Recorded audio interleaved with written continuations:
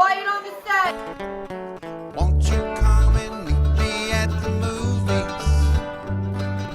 Won't you come and watch a flick with me? Famous scenes with drama queens and heroes acting out there on the silver screen.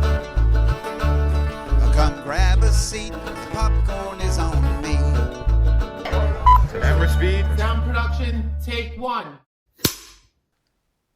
Hello, welcome to Meet Me at the Movies. I'm Noel T, manning the second. And for those that say I may talk too fast, I'm not multi-man. I am Noel T, manning the second. George joining us. And yes, Joe, actually, when I did this on radio years ago, somebody used to call and say, yeah, I want to speak to multi-man. Like, who is multi-man? Yeah, multi-man. He does that movie thing. Like, oh, Noel T. Manning. Okay, yep. So that's not Joe, a bad superpower. No, it's not. Well, man, I'm really glad to have you on the show. I knew I wanted to bring you on when Superman was released, and I said, you know what, we'll wait until Fantastic Four comes out, so we'll have kind of a double feature review and dive into that, but also talk about your book. And Joe, you have been on the show before, but we never got a chance to talk about your book. And so hopefully at the end of the latter segment of Meet Me in the Movies, we're going to be talking a bit about your book that dives into superheroes, but also theology. The name of the book, if I'm getting it right, is Superpowers and the Glory, the Theology of Superhero Movies. Is that right? Yeah, you got it. Yeah, awesome. Good job. Awesome. Well, Joe, welcome back, and thanks for joining us, man. Yeah, thank you for having me. I'm always down to talk about superheroes. So it's been an interesting summer. I think we've had some films that have found success at the box office. We've had some great popcorn flicks. We've had some of those art house cinemas, and we've also had really a few superhero films. We could go back to the preseason and talk about Thunderbolts that kind of kicked off the preseason. But I tell you what, James Gunn's incarnation of Superman did not fail to appease, at least from a box office number standpoint, some fans who have continued to come back. So first, let's talk about James Gunn's Superman. And here's a guy that had success with Guardians of the Galaxy. Kind of a lesser known superheroes before he came along for people who just wanted to go see movies at the box office and talk about superheroes. I remember when I heard about Guardians of the Galaxy, I'm like, why would they choose that one? It just didn't click. But then when I saw that first trailer, I said, okay, James Gunn knows what he's doing. And I was not disappointed with the Guardians. And so when I heard that he was moving over to DC and taking on Superman, I had high hopes. I had high hopes too, but I did have trepidation because I liked Gunn's movies before he started doing. I liked his first superhero movie. Yes. I didn't care for the specials very much, but we don't talk about that one. But so I love his stuff and I love Superman, but I did go in with a little bit of trepidation because, he tends to do really well with Sears D-level superheroes, and he tends to have, I don't know if cynicism is quite the word, but there's an edge to his stuff that can be a little bit nasty, a little bit unpleasant, not in a way that I don't think about Superman. And so I was worried that maybe he would either not get Superman or try to turn Superman into a little bit more of an edgier character. And I think the way that he handled it was absolutely brilliant, that he found a way to be true to the character, but just as important, true to himself as a filmmaker. And I think part of what people are resonating, there's a lot of things that people are resonating with Superman, but I think one of them is just, this is somebody who has a take on Superman that's really interesting, and it feels like his vision all the way through.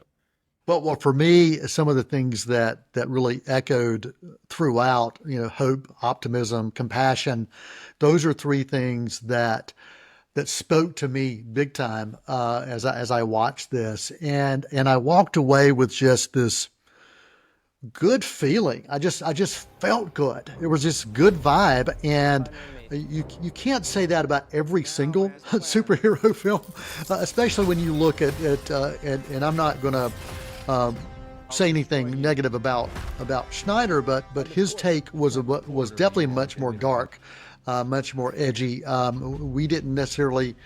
We weren't surrounded by that hope, optimism, and compassion. At least I wasn't when I saw those.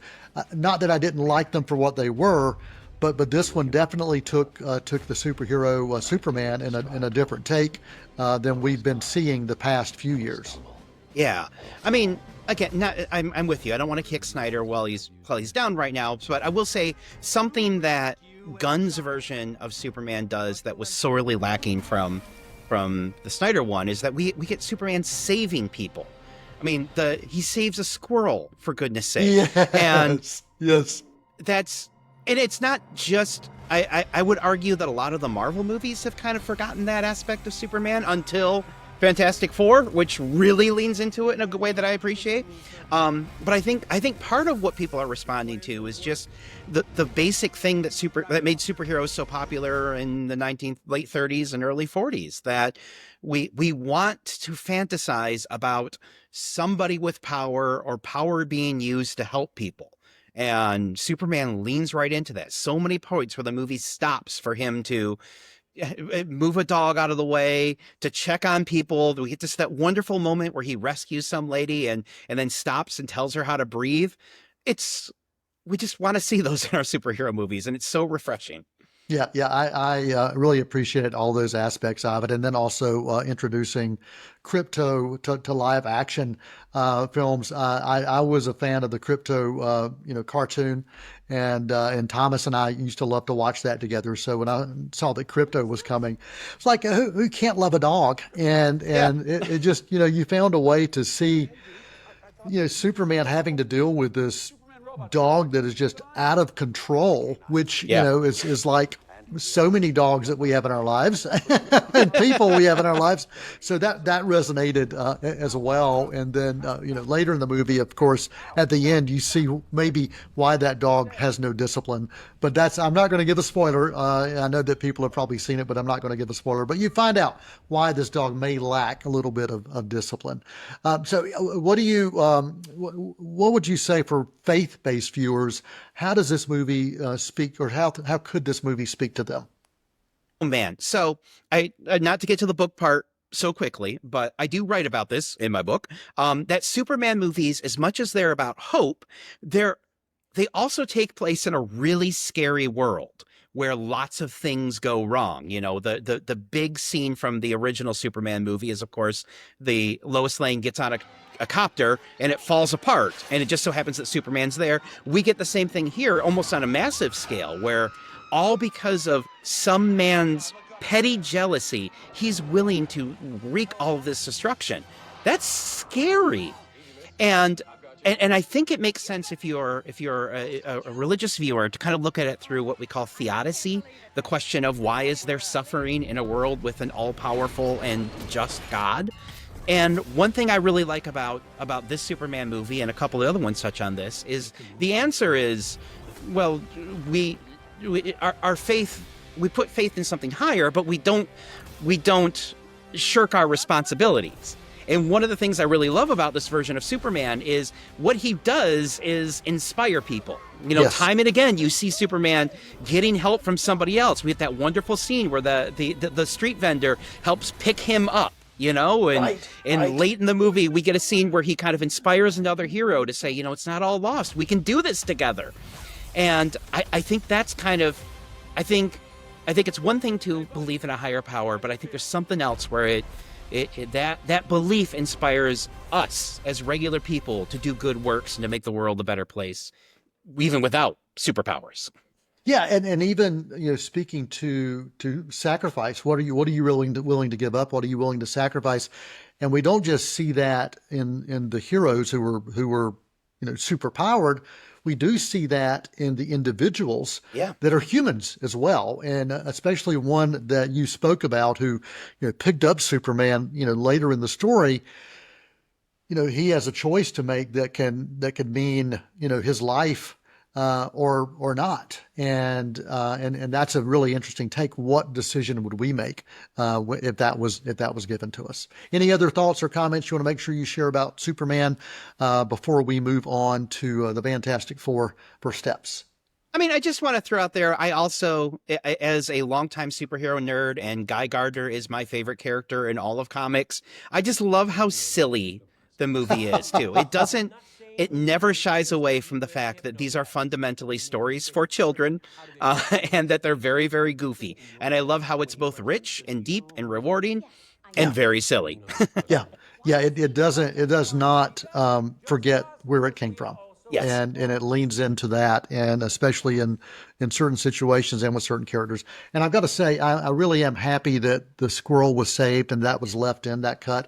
I know that in earlier screenings, like the marketing screenings, there were those who didn't like that, but I loved it because it goes right back to the book Save the Cat by Blake Snyder, who basically talks about you set your hero up to save the things that are the least in the world, to show what they're willing to do. And to me, that's a perfect example of that for sure. Yeah. Awesome. So if you're going to give a grade on a report card from A+ to F, where does Superman land for you? It's an A+. I can't lie. I love it so much. That's awesome. That is awesome. A+ for Joe George for Superman. And that is still in theaters now and doing quite well. Well, let's transition to another movie that really addresses some of those same questions of or themes of sacrifice, of hope, and challenges that, what are we willing to do when we're faced with odds that seem overwhelming. Fantastic Four, First Steps, a really different take on this than we've seen on screen before. Yeah. It's really interesting how both of these movies kind of come out within 2 weeks of one another. They're both about the heroes that kicked off their respective universes. I mean, obviously, Superman's the first superhero. Fantastic Four are the first Marvel superheroes in 1961. And how both of them kind of embrace the sort of cornier aspects of their characters. There's a lot of plot similarities between the two of them, like right down to the point that you get a couple fight in both movies, and both of them have the public turning out the heroes. It's really interesting in a way that I liked First Steps. I really did. But I think it kind of hurt that it's coming out after Superman. And I think Superman kind of did everything a lot better in a way that speaks to kind of larger Marvel problems than this particular movie. I think what the Fantastic Four movie does really well is that it's ensemble, and it really gets kind of the core of these characters, that fundamentally they're more of a family that kind of squabbles with one another, and they're scientists who solve problems more than they are superheroes. I've always loved that aspect, and I think they did a really great job. I think the effects are fantastic. I think the Thing looks unbelievably good. The amount of emotion that they get out of that face, and that's perfect. That's what you want with the Thing. That said, it's a really, really good Marvel movie, but it kind of bumps into that sort of Marvel doesn't really have a perspective unless it's, Taika Waititi or Ryan Coogler or James Gunn. And I don't think this movie has as much of a personal perspective. Gotcha. So what about the that love of mother and son? You talked a little bit about the family aspect. I think that the mother and son dynamic was really strong on this, and we see it from early on where it's starting to develop. Share some of your thoughts on that, and as a parent, what are some of those things that spoke to you from this film? Yeah, I mean, I think that was a really interesting conflict that kind of gets at the same question of sacrifice, like you said, because they're given this deal. If you give up your son, you literally save the world. And we get this wonderful bit where Pedro Pascal's character, Reed Richards, who's the smartest man in the world, right, has clearly thought about it. And he even says, I understand why people are mad at us because we don't have a plan, and they have a plan that is ethical, mathematical, and available. And Vanessa Kirby, who's playing his wife, Sue, just is shocked that he would even entertain it. And that leads to thematically an interesting scene where she takes the son out and kind of gives this big speech. And that ends with, I will not sacrifice my son to save the world, but I won't sacrifice the world to save my son. And I really like that because it's not actually a dichotomy. It's not actually an either or, you know, and the strength of the movie comes from the way that they try lots of things that fail. It doesn't really, and their final solution is a little bit silly. It kind of rubs me the wrong way slightly, but I won't get into that right now. But the fact that they're willing to keep trying and go back to the drawing board, literally, until we can find a way to save everybody, which, I'm going to keep picking on a previous movie, maybe starring Superman, kind of failed in this regard because it kind of comes down to, again, these are fantasy characters. They are silly. And if we're not fantasizing saving everybody, then what are we doing? I mean, there's place for you to kind of say, well, you're in a difficult situation, you're going to make a terrible choice, but, you know, it's Fantastic Four, not Sophie's Choice, literally. So let's imagine and fantasize what it would be like to solve everything, to save everybody. And I really appreciated the way that they did that. Yeah, I did as well. And also I appreciated this take of it's a sure, it's within our world of the MCU, but it's not the one that we've been familiar with. You know, we're seeing the Fantastic Four in a, universe where it looks like it's the 60s. It looks like it literally was ripped out of the pages of those early comics. Even some of the scenes were taken as a direct, created a direct storyboard scene. And I really appreciated them. Like we talked about Superman leaning into that. I appreciated how Fantastic Four also leaned into that, especially with certain scenes and certain characters that maybe we wouldn't have expected to show up in this particular film. Yeah. There's one in particular. I could have used a little bit more super apes. I got to say, they cut John Malkovich out with super apes, and superheroes are always better with super apes. But yeah, there's the maybe we won't spoil it here, but there's one particular character who kind of comes through halfway through and totally steals the show in a way that, they've never been willing to commit to the character like that before. He's shown up in previous Fantastic Four movies, but not like that. Yeah. And there were also some super monkeys in Superman as well, who were computer geniuses, if you want to call them mad geniuses, we should say. Yeah.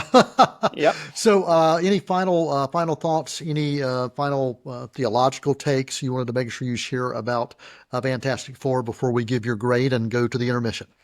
Yeah, I mean, I just wrote an article for a outlet called Sojourners that kind of talks about faith at the end of the world. But I think that is such an important reminder. I think we see too often, especially people of faith, specifically of the faith that I have, which is Christianity, who are kind of willing to give up the kid in order for their own, giving into their own fear, and are willing to sacrifice somebody else. And again, going back to the whole superhero stories are power fantasies. I love that this was willing to fantasize. Let's figure out a way to save everybody. We don't have to sacrifice things and give into our fear. We are joined by Joe George talking about Fantastic Four and Superman. And after this intermission, we're going to talk about his book, Superpowers and the Glory, the Theology of Superhero Movies. What is your report card rating for Fantastic Four First Steps? B-. I'm sorry.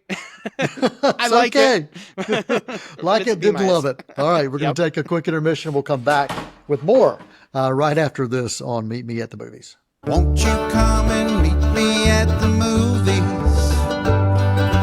Won't you come and watch a flick? Join us this October for Cleveland Community College Foundation's 5th Annual Yetis Athletics Golf Tournament. Your support funds student athletes, helping them succeed every step of the way. Play with purpose. Tee off for student success. Visit cccyetis.com to register today. Won't you come and meet me at the movies? Won't you come and watch a flick? Hello, welcome back to Meet Me at the Movies. We are joined by Joe George, who is going to talk about all things superheroes. We spent the first half of the show talking about Fantastic Four and Superman in a summer that rejuvenated, I think, in many ways, this superhero fatigue that we had been feeling, Joe. And when your book, Superpowers and the Glory, the Theology of Superhero Movies came out, there was a bit of that superhero fatigue, right? Yeah, it was kind of bad timing that it ended up getting release timed with Ant-Man and the Wasp: Quantumania, which I don't think is as bad as everybody says, but that was clearly the point where everyone's like, okay, take a break. I was like, really? Oh. well, let's talk about this movies. For a long time, you have written about superheroes, pop culture, and faith. And what is the genesis of you saying I've got to do more than write about this for blogs and for talk about it in podcasts? What was that genesis of that inciting incident where you said I've got to do more with this? I mean, first of all, I hope it's clear. I love superheroes. I have been reading these for decades. I will love them I love them before the MCU. I will love them after the MCU. And part of it was, why am I a grown man? What do I still get out of these stories? And for me, it kind of fundamentally goes back to what I was just talking about, that they are power fantasies. They are a way to think about who has power, what do you do with power, what do we want people to do with power? And I think that's still rich ground. And I'm also a believer. I'm a Christian. And so it kind of struck me that, wow, everybody is watching superhero movies right now and everybody's thinking about power.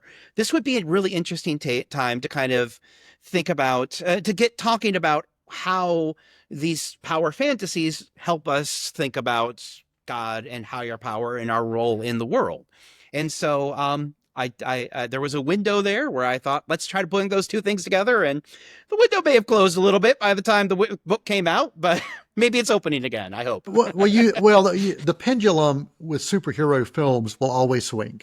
So I think this book is always going to have relevance, especially for those who want to dive in deeper and to think about it in the terms of faith and how these films can and do speak to so many. So as you were doing this, were there certain characters that you knew without a doubt were going to be showing up? And if so, give me three of those. Well, the big three, the paradigmatic, the three most important superheroes are Superman, Batman, and Spider-Man. And so the first three chapters are about each of those. They are the ones, Superman is the godlike, all-powerful character. And as I said, I kind of think about theodicy in light of that. Batman is the person who deals with tragedy and traumatized. And so I write about that. I couldn't resist the pun. I write about that as the dark night of the soul. What do you do after the worst thing in the world has happened to you? How can you turn that into service for others? And then Spider-Man is the great loser everyman superhero. What do you do as a regular person?